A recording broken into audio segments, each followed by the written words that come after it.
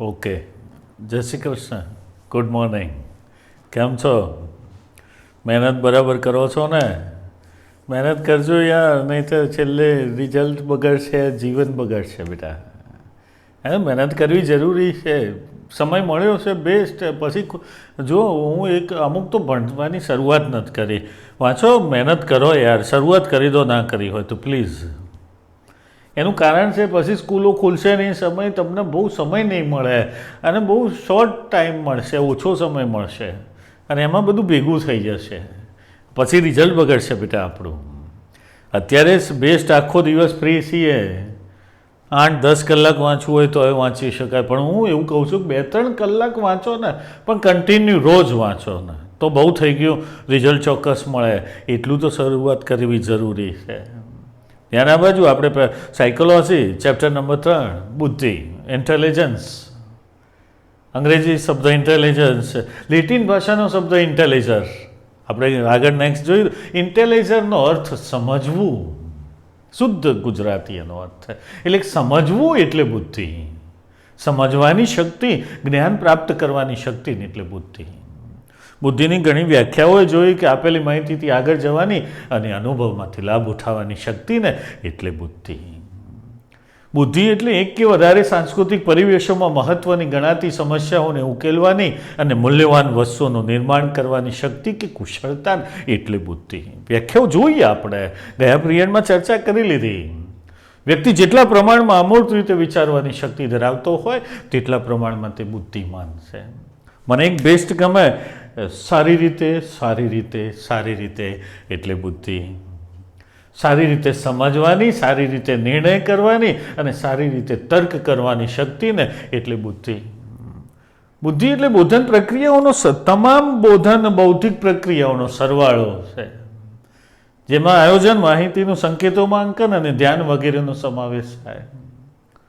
બુદ્ધિ એટલે પરિયાળના કોઈ પણ સંદર્ભ સાથે એને ગાંઠ આપવાની, એને અનુકૂલન થવાની અથવા એને પસંદ કરવાની જરૂરી માનસિક શક્તિ કે કુશળતાને એટલે બુદ્ધિ. વ્યાખ્યા મને ના આવડે તો ચાલે, મારા માટે ચાલે, તમને આવડવી જરૂરી છે. બોર્ડમાં ફરજિયાત પૂછાવાની છે, એક વ્યાખ્યા તો આવડવી જ જોઈએ. બુદ્ધિ આપણે ચર્ચા કરી એના વિશેની, આજે થોડું આગળ જોઈ લઈએ. બુદ્ધિના જુદી જુદી જેમ વ્યાખ્યાઓ છે ને, એના અભ્યાસના અભિગમો છે ને, અલગ અલગ સાયકોલોજીસ્ટો એના અભ્યાસ અલગ અલગ રીતે કર્યો છે, એમની વિચારધારા અલગ હતી, એટલે બુદ્ધિ વિશેના અભિગમો જુદા જુદા છે. આપણી બુકમાં 5 અભિગમ 5 આપ્યા છે. સ્પીયરમેનનો દ્વિઘટક સિદ્ધાંત, ગિલફર્ડનો ત્રિપરિમાણાત્મક સિદ્ધાંત, ગાર્ડનરનો બહુવિધ બુદ્ધિનો સિદ્ધાંત, સ્ટનબર્ગનો ત્રિપુટી સિદ્ધાંત અને જેપી દાસનો 5 સિદ્ધાંત. 5 જોવાના જ બેટા, આપણે ભણવાના છે.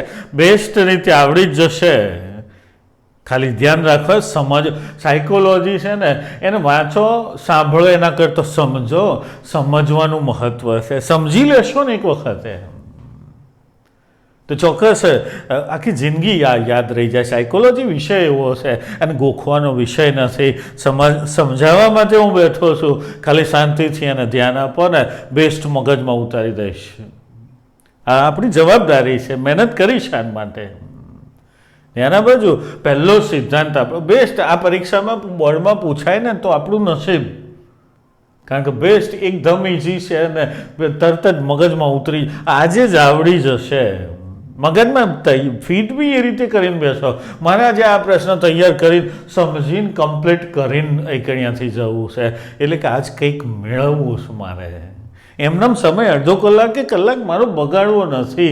મારે અહીંથી આ ભણીને તૈયાર કરવું છે, એટલે હું આ ઓનલાઈન બેઠો છું લઈને. એવું મગજમાં ફિટ કરીને બેસો ને બેટા, કમ્પ્લેટ ઉતારી દઈશ મગજમાં. ત્યાંના બાજુ આમાં મારો પ્રિય વિષય છે, મારા શોખનો વિષય છે ને, એટલે હું બિંદાસ તમે કહેશો ને એટલું ડીપમાં આ ચેપ્ટરને, આ ચેપ્ટર નહીં, આ સબ્જેક્ટને, એના તમામ શબ્દોને સમજાવવાનો પ્રયત્ન કરીશ. ચાર્લ્સ સ્પીયરમેન, બ્રિટનનો, જો સ્પીયરમેનનો દ્વિઘટક સિદ્ધાંત છે. બ્રિટનનો મનોવૈજ્ઞાનિક છે ચાર્લ્સ પિયરમેન 1904માં એને જે બુદ્ધિના સ્વરૂપ અંગેનો જે અભિગમ રજૂ કર્યો એ દ્વિઘટક સિદ્ધાંત તરીકે પ્રચલિત થયો, ઓળખાય છે. સિમ્પલ પહેલું જ વાક્ય સ્પિયરમેને જે સિદ્ધાંત આપ્યો બુદ્ધિના સ્વરૂપને સમજાવવાનો એ દ્વિઘટક સિદ્ધાંત તરીકે પ્રચલિત થયો. દ્વિઘટક એટલે કે બે ઘટકો, 2 ફેક્ટર થિયરી. બે ઘટકો છે. ચાર્લ્સ પિયરમેનનું એવું કહેવું છે કે બુદ્ધિના બે ઘટકો હોય છે, એક સામાન્ય બોધ તત્વ અને બીજો વિશિષ્ટ બોધ તત્વ. સામાન્ય બોધ તત્વ, સામાન્ય એટલે જનરલ, જનરલ એટલે જી ફેક્ટર, અને વિશિષ્ટ બોધ તત્વ, વિશિષ્ટ એટલે સ્પેશિયલ એટલે કે એસ ફેક્ટર.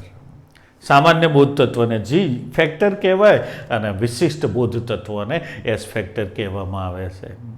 માનવી દરેક વ્યક્તિની તમામ આપણી દરેક બોધાત્મક પ્રક્રિયાઓ, બોધાત્મક શક્તિઓ, કાં તો આપણી વ્યક્તિની બોધાત્મક અભિવ્યક્તિ, આના માટે જી ફેક્ટર અને એસ ફેક્ટર જવાબદાર છે. આના બાજુ થોડી લાક્ષણિકતાઓ છે જી ફેક્ટરની અને એસ ફેક્ટરની, જોઈ લઈએ, મગજમાં ઉતરી જશે કમ્પ્લીટ. પહેલું જો જી ફેક્ટર એની લાક્ષણિકતાઓ, જી ફેક્ટર એસ ફેક્ટરની લાક્ષણિકતાઓ જુદી છે, જી ફેક્ટરની જુદી છે. મગજમાં બે ઘટકો ઉતરી ગયા ને, સામાન્ય બોધ તત્વ અને વિશિષ્ટ બોધ તત્વ. સામાન્ય બોધ તત્વને શું કહેવાય? જી ફેક્ટર. વિશિષ્ટ બોધ તત્વને શું કહેવાય? S factor. એમાં પહેલું આપણું જી ફેક્ટર. પહેલી જ લક્ષણ જી ફેક્ટર છે ને જન્મદત્ત છે. આ જન્મદત્ત ક્ષમતા છે. જી ફેક્ટર જન્મદત્ત એટલે કે જન્મને આધીન છે, એટલે કે આપણી વારસાને આધીન છે, એટલે કે આપણા ડીએનએને આધીન છે, એટલે કે આપણા મા બાપને આધીન છે, આપણી પેઢીઓને આધીન છે, આપણા પરિવારને આધીન છે. એમનામાંથી આપણામાં ઉતરે છે, આપણી આગળની પેઢીમાંથી આપણામાં એ બુદ્ધિ ઉતરે, આ વારસાગત બુદ્ધિ છે. એટલે જી ફેક્ટર. નહીં કહેતા કૂવામાં હોય તો અવાડામાં આવે. આપણી ગુજરાતી કહેવત છે ને, યસ, આ જન્મદત્ત છે ને. જી ફેક્ટર એ કેવી ક્ષમતા છે? જન્મદત્ત, બુદ્ધિની જન્મદત્ત ક્ષમતા છે. આ સામાન્ય માનસિક ઉર્જા કે શક્તિ છે, સામાન્ય શક્તિ છે, ઉર્જા છે. આપણે જે પણ કાર્ય કરીએ છીએ ને એમાં જે માનસિક શક્તિ વપરાય છે ને, યસ, આ જી ફેક્ટર છે. સાતત્યપૂર્ણ છે આ. એટલે કે એક પેઢીમાંથી બીજીમાં, બીજીમાંથી ત્રીજી પેઢીમાં, ત્રીજીમાંથી ચોથી પેઢી, સાતત્યપૂર્ણ રીતે ઉતરતી જાય છે. જી ફેક્ટર છે ને એ વ્યક્તિગત તફાવતો જોવા મળે છે. એટલે કે એક વ્યક્તિમાં જી ફેક્ટર વધારે હોય, બીજા વ્યક્તિમાં જી ફેક્ટર ઓછો પણ હોઈ શકે. અલગથી સમજી લો, એક જ મા બાપના બે સંતાનો હોય, એકમાં ક્ષમતા વધારે, બુદ્ધિ ક્ષમતા વધારે હોઈ શકે અને એકમાં એનાથી ઓછી પણ હોઈ શકે. તફાવત હોઈ શકે, વ્યક્તિગત તફાવતો જોવા મળે છે. જીવનની તમામ પ્રવૃત્તિમાં, જીવનની દરેક પ્રવૃત્તિમાં જી ફેક્ટર ઉપયોગી છે. પેલું વિશિષ્ટ છે એસ ફેક્ટર. આ જી ફેક્ટર જીવનની તમામ પ્રવૃત્તિઓ, આપણે જે પણ પ્રવૃત્તિઓ કરીએ છીએ, પહેલા દિવસે ચર્ચા કરી હતી, આપણી તમામ પ્રવૃત્તિઓમાં બુદ્ધિ ક્ષમતાનો ઉપયોગ થાય છે. આ તમામ પ્રવૃત્તિઓમાં જી ફેક્ટરનો ઉપયોગ થાય છે. જી ફેક્ટર છે ને એ પ્રમાણમાં, જે વ્યક્તિનામાં જી ફેક્ટરનું પ્રમાણ વધારે હોય એ જીવનમાં વધુ સફળ થઈ શકે. તો આપણામાં જેનામાં જી ફેક્ટર, બુદ્ધિનો ઘટક છે, આ ઘટક વધુ હોય, સામાન્ય બોધ તત્વ વધારે હોય, એટલે કે જી ફેક્ટર વધારે હોય ને, એ જીવનમાં વધારે સફળતા, વધુ સફળતા મેળવે છે.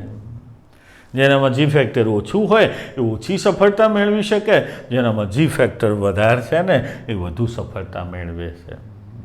ખ્યાલ આવી જશે? જી ફેક્ટર ફરીથી જન્મદત્ત ક્ષમતા છે, સામાન્ય માનસિક શક્તિ કે ઉર્જા છે, સાતત્યપૂર્ણ ક્ષમતા છે, વ્યક્તિગત, જી ફેક્ટરમાં વ્યક્તિગત તફાવતો જોવા મળે, જીવનની દરેક પ્રવૃત્તિમાં ઉપયોગી છે, અને જેનામાં વધારે હોય એ વધુ સફળતા મેળવે છે. એસ ફેક્ટર સામાન્ય એની લાક્ષણિકતાઓ. એસ ફેક્ટર જો આ જન્મદત્ત હતું, આ જન્મદત્ત નથી, આ વારસાગત નથી. એસ ફેક્ટર દરેકમાં અલગ હોય, આ વારસાગત નથી કે એક આવડત ડૉક્ટરનો છોકરો ડૉક્ટર જ બને, જરૂરી નહીં. આ એસ ફેક્ટર છે, અલગ બાબત છે.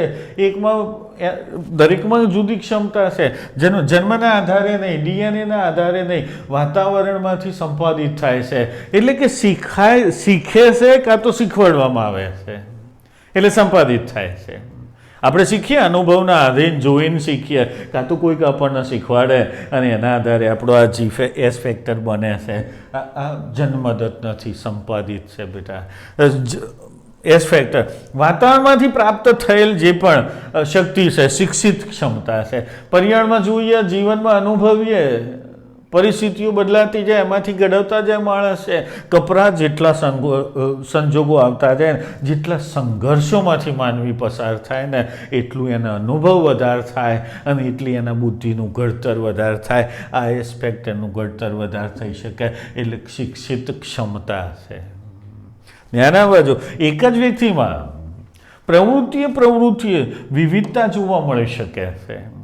એટલે કે એક વ્યક્તિમાં કોઈ એક કાર્યની અંદર, કોઈ એક પ્રવૃત્તિમાં જે એસ ફેક્ટર વધારે હોય અને એ જ વ્યક્તિમાં બીજા કાર્ય માટે એસ ફેક્ટર ઓછું પણ હોઈ શકે.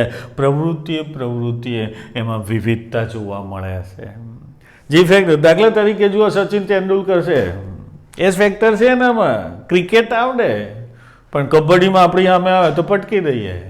અને કબડ્ડી ના પણ આવડે ને, એકમાં પ્રવૃત્તિ એની જુદું છે. એટલે કે એની વિવિધતા જોવા મળે છે. પ્રવૃત્તિ એસ ફેક્ટર. ધ્યાન આ બાજુ વ્યક્તિગત તફાવતો પહેલાંના જેવું જ, એકમાં હોય વધારે, બીજામાં ના પણ હોય, કાં તો ઓછી પણ હોઈ શકે.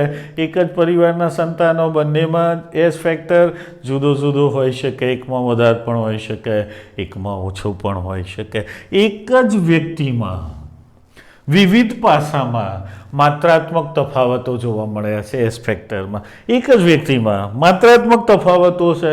એટલે કે જુઓ ને, હોશિયાર છે, એસ ફેક્ટર છે એનામાં, પણ કેટલાક વ્યક્તિઓ ભાષાકીય, ભણવામાં હોશિયારની વાત કરું, તફાવત તો જુઓ, ભાષાકીય એનામાં વધારે હોય, ભાષામાં, લેંગ્વેજમાં માસ્ટરી હોય, ગણિતમાં ના પણ હોય. કેટલાકના મેથ્સમાં માસ્ટરી હોય, ભાષા, લેંગ્વેજ કે એસએસમાં ના ફાવતું હોય. એટલે કે એકમાં વધારે હોઈ શકે, એકમાં ઓછી હોઈ શકે. માત્રાત્મક તફાવત જોવા મળે છે. શિક્ષણ અને તાલીમ દ્વારા આ બેસ્ટ વાક્ય છે, મગજમાં ધ્યાન લેજો. જેનામાં બુદ્ધિ ઓછી થોડી ઘણી હોય, ગભરાવાની જરૂર નથી.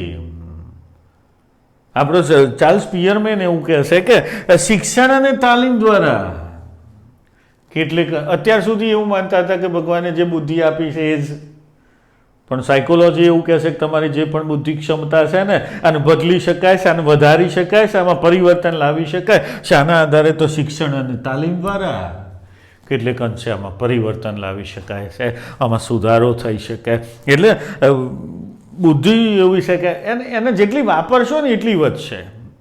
અમુક માણસો નહીં, જ્ઞાન અને બુદ્ધિનો વાપરતા નથી, એટલે પડી રહેશે, તો એનો વિકાસ ન થતો. એના શિક્ષણ દ્વારા, તાલીમ દ્વારા એને વિકસાવી શકાય છે. આ થયો એસ ફેક્ટર.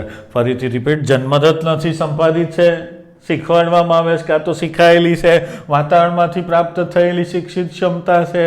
પર્યાવરણમાંથી આપણને મળે છે, અનુભવના આધારે શીખીએ છીએ. એક જ વ્યક્તિમાં પ્રવૃત્તિ જુદી હોય છે. એક પ્રવૃત્તિમાં વધુ હોય, એક પ્રવૃત્તિમાં ઓછી પણ હોઈ શકે. વ્યક્તિગત તફાવતો જોવા મળે છે. એટલે કે એક જ મા બાપના સંતાનો બે હોય, બંનેમાં એસ ફેક્ટર જુદો હોઈ શકે. એક જ વ્યક્તિમાં વિવિધ પાસા, એક જ વ્યક્તિમાં એક બાબતમાં વધારે હોય, બીજામાં ઓછી. માત્રાત્મક તફાવત છે. દાખલા તરીકે ભાષાકીયમાં વધારે હોય તો ગાણિતિકમાં ઓછો હોય. એટલે કે બંનેમાં બધામાં સરખા પ્રમાણમાં ના પણ હોય.